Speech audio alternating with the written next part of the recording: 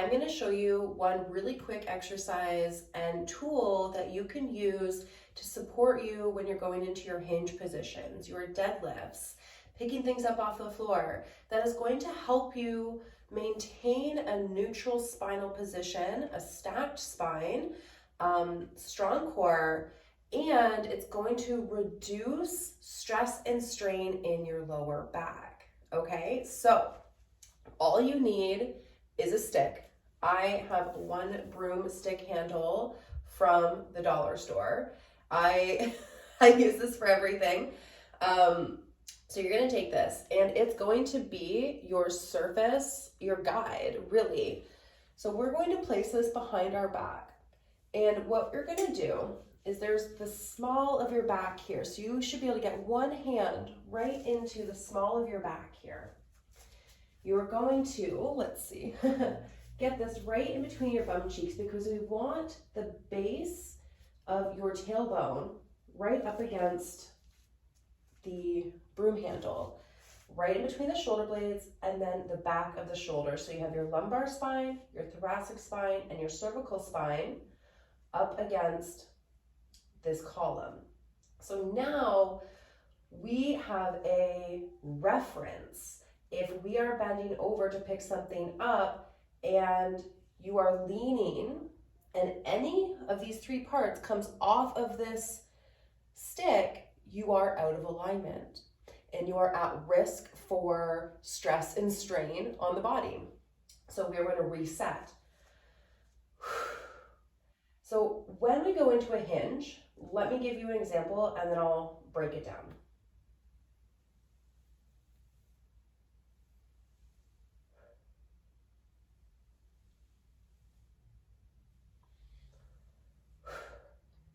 Okay, so this is what's called a hinge position, and you will hear it as deadlifts as well.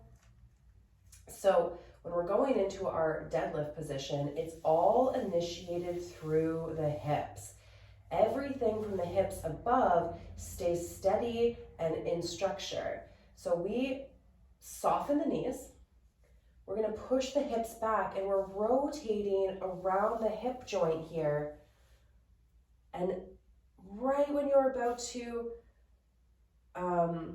when you're leaning forward, making sure the chest doesn't drop, reset that chest, push the hips back behind you. Now you are doing a counterbalance with your weight.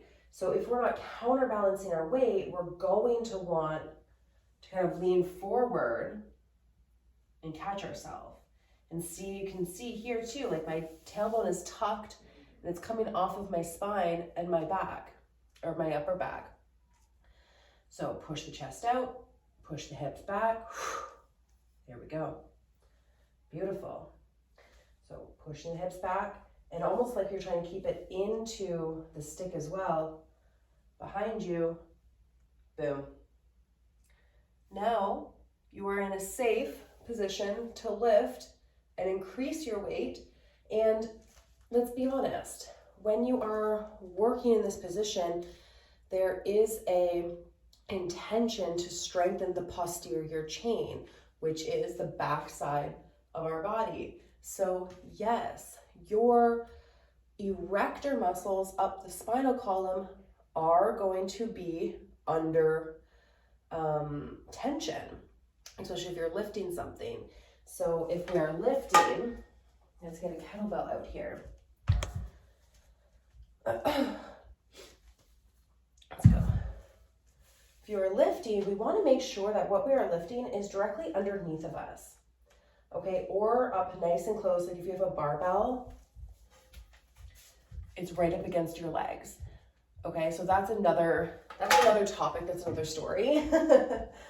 However, when we're about to lift, tightening into this position, pushing with the legs, and rising to the top.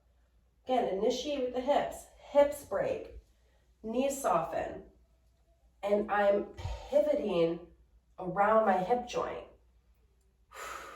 Here we go. Legs, hips. Cool. So we're not lifting with our back. Just because you can do it, oh, yuck, doesn't mean that we should. All right, so again, my whole point of going into this was that even though we're a neutral spine, you are going to feel the muscles working and strengthening. So if you are in that neutral spine and you're still feeling some pressure or tension in the lower back, it could be multiple things. Lower your weight, or you're actually strengthening and you're gaining, you're going through that natural breakdown and building process that will happen. So don't be afraid of lower back pain, but understand kind of the root of where it's coming from, and always check your positioning and your technique. So using this is my number one tool, right between the cheeks, tailbone, shoulder blades, back of head. Initiate through the hips, push it back, and you are golden. One last tip that I want to leave you with is that we soften the knees. Okay, so in a hinge position, it's not a squat. So it's all through the hips, because we really want to get the back side of our body, like I said, that posterior chain, okay, those hamstrings all the way down and all the way up to the head. So we don't want to be bending at the knees and then up. Okay, if you're bending the knees forward, we're getting more into the quads, and we're kind of hybriding the exercises. So a squat initiates through the knees, okay, and a hinge initiates through the hips. Again, that is another topic for another day, but they're really great points to kind of know and lead you in the right direction. So get your stick, let me know how that served you and what it taught you about your body and your positions.